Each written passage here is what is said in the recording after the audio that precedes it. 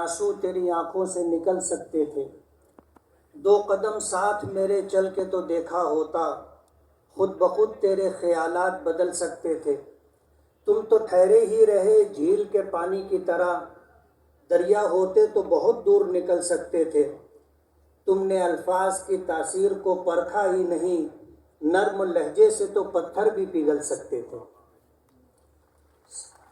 صدر محترم، علماء کرام، ملک بھر سے تشریف لائے ہوئے مجلس منتظمہ کے اراکین اور میرے بزرگوں اور دوستوں، جمعیت علماء کا یہ اجلاس عام ایک ایسے وقت میں ہو رہا ہے جب ملک میں بسنے والی تمام قوموں کو سہارے کی ضرورت ہے، ملک میں بسنے والی تمام عوام کو آپ کی رہنمائی کی ضرورت ہے۔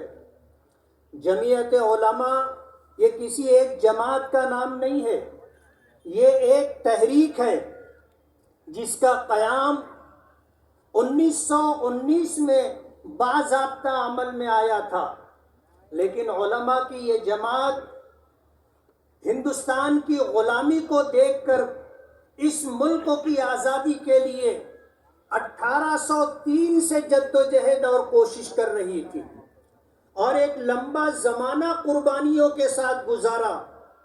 ایک لمبا عرصہ گزرنے کے بعد جب اس بات کا احساس ہوا کہ ملک میں بسنے والی دوسری قوموں اور برادریوں کو جب تک ہم ساتھ نہیں لیں گے اس وقت تک دیش کی آزادی مشکل ہوگی۔ جمعیت علماء نے اس ملک کی آزادی کے لیے جو قربانیاں دی ہیں وہ تاریخ کے اوراق پر آب زر سے لکھنے کے قابل ہے۔ کہتے ہیں کہ جادو وہ جو سر چڑھ کر کے بولے۔ اگر کسی کا ضمیر زندہ ہے اور ملک کی تاریخ کو اگر وہ بیان کرے گا تو مسلمانوں کی اور خاص طور پر علماء کی قربانیوں کو کبھی بھی نظر انداز نہیں کر سکتا، اسے اعتراف کرنا ہی ہوگا۔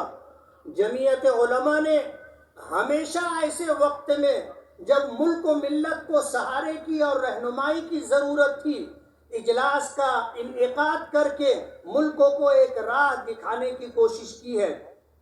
آج اس وقت آپ ملک کے گوشوں گوشوں سے تشریف لائے ہیں، کشمیر سے لے کے کنیا کماری تک۔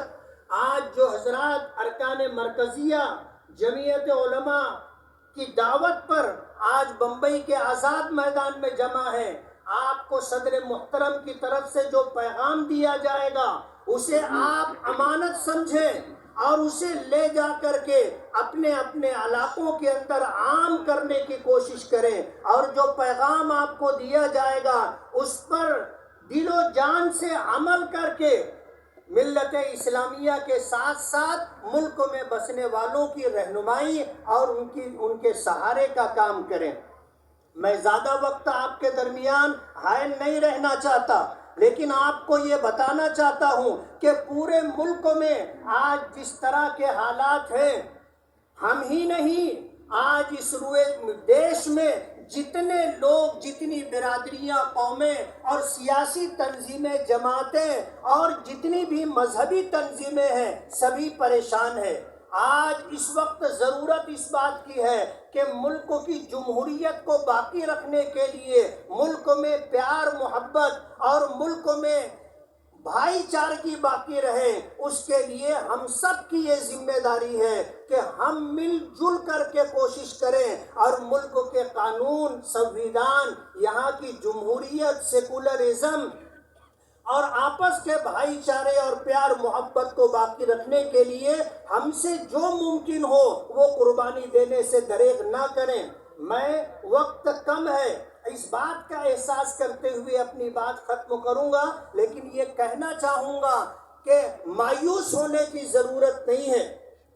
حدیث پاک میں آتا ہے ان قلوب عباد اللہ بین اصبعی الرحمن یقلبها کیف یشاء۔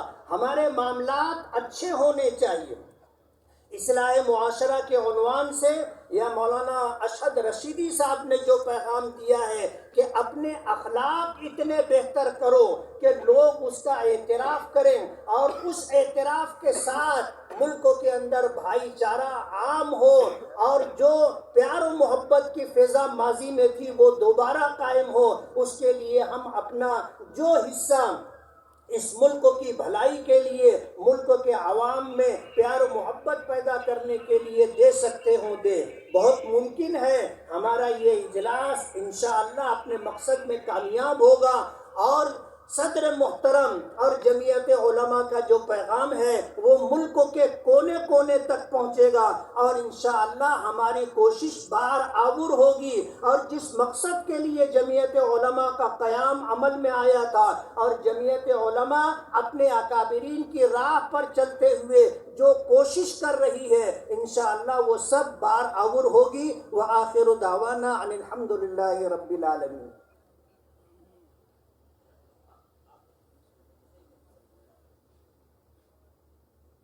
ہمارے میزبانوں اور محسنوں میں شہر بمبئی میں ایک نام بہت معروف ہے، بشیر موسیٰ پٹیل صاحب۔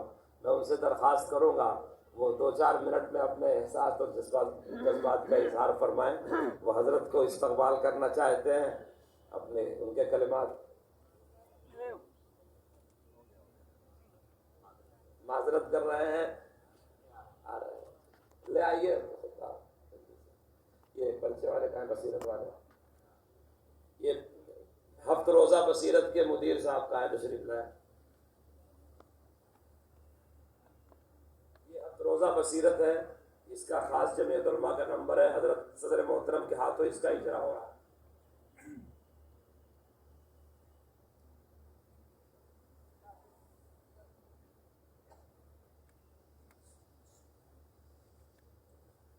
نحمدہ و نصلی علی رسول